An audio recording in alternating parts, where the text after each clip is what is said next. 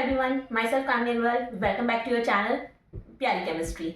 आज हम पढ़ने वाले हैं इंक्रीजिंग। कल मैंने आपको पढ़ाया था क्वांटम नंबर्स। अब क्वांटम नंबर्स की ही एनर्जी को कैसे इंक्रीजिंग ऑर्डर या डिक्रीजिंग ऑर्डर में सेट करते हैं, ये भी बहुत ज़रूरी है। आज की भी एक ट्रिक, आपकी सारी मुश्किलें हल। तो शुरू करते हैं आज का अपना सेशन कि कैसे किसी भी ऑर्बिटल की एनर्जी को हम इंक्रीजिंग या डिक्रीजिंग ऑर्डर में लगा सकते हैं। आइए देखते हैं कैसे। जैसे आपके सामने आज ये एक क्वेश्चन है, the correct order of increasing energy of atomic orbital. आपको दो ऑप्शन दे दिए हैं, 3s 3p 4s 3d 4p। आपका दूसरा ऑप्शन भी दे रखा है।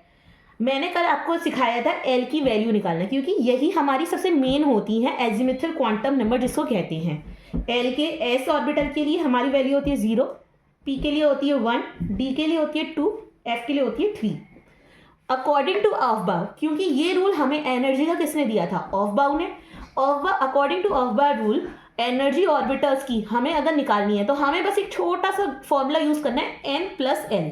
इसके थ्रू हम कोई भी एनर्जी निकाल सकते हैं। देखिए कैसे।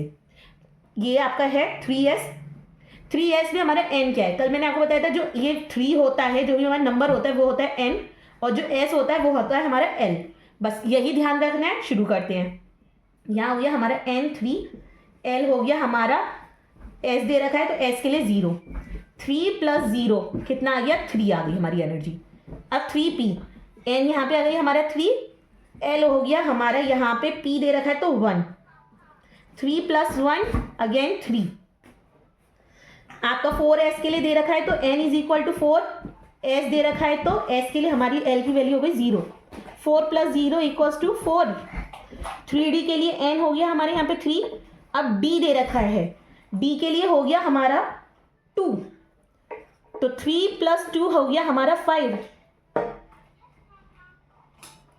अब आपका दे रखा है यहाँ पे 4p, n = 4, p दे रखा है तो आपका p के लिए हो गई l की वैल्यू, p के लिए अगेन 1, तो 4 + 1 = 5।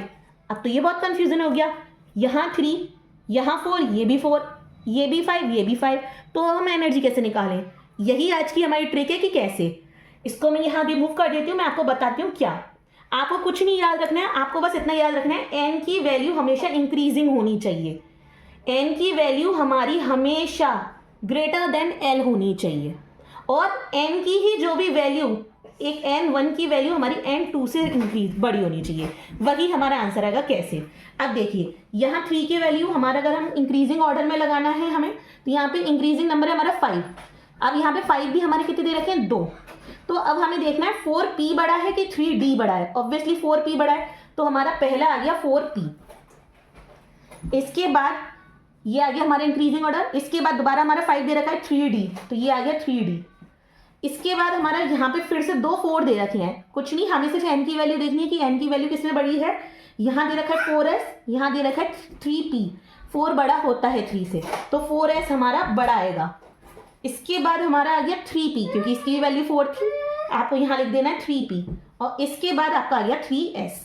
तो this is our increasing order. अब इसके अकॉर्डिंग अगर इस ऑप्शंस में देखिए, यहाँ दे रखा है 3s 3p 4s 3d 4p, 3s 3p 3d 4p 4s। ये वाला ऑप्शन हमारा ए से मैच कर रहा है, इसका आंसर हो गया हमारा ए। बस आपको यही ध्यान में रखना है। इसके थ्रू आप किसी भी एनर्जी को कभी भी निकाल सकते हैं। बड़ी से बड़ी किसी भी ऑर्बिटल की एनर्जी हम अकॉर्डिंग टू ऑर्डर लगा सकते हैं। ऐसी ही मज़ेदार और अच्छी वीडियो के लिए मेरा चैनल सब्सक्राइब करिए। Thank you so much.